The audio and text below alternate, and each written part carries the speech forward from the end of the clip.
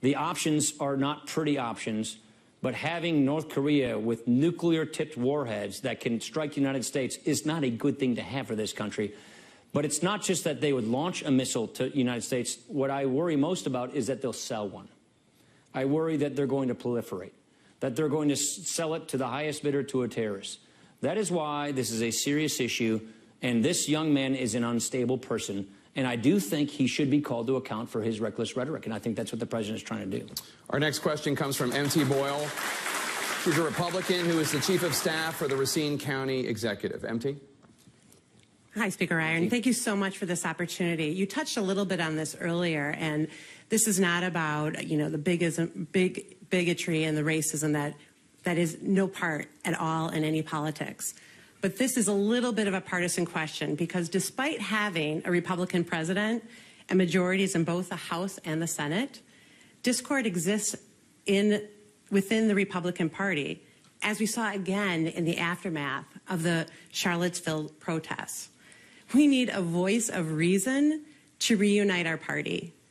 And Speaker Ryan, you are in the position to be this voice. What are your plans to reunite the Republican Party and America as a whole? Yeah, so I look at this as Speaker of the House and as your employee, the 1st District. I don't think of myself, honestly, as Republican first. I'm an American. I am a conservative. That's the way I want to conserve these founding principles and improve people's lives. And so I think the answer to your question is perform. Pass into law better ideas that actually improve people's lives and solve problems. This is why we're in the middle of rebuilding our military. This is why we overhauled the Veterans Administration so that they get the care when they need it, that they deserve, that they earned. This is why we're doing regulatory relief. I mean, out of 20 years, only one regulation was rescinded under what we call the Congressional Review Act, going back and getting an old regulation. We've done it 14 times this year already.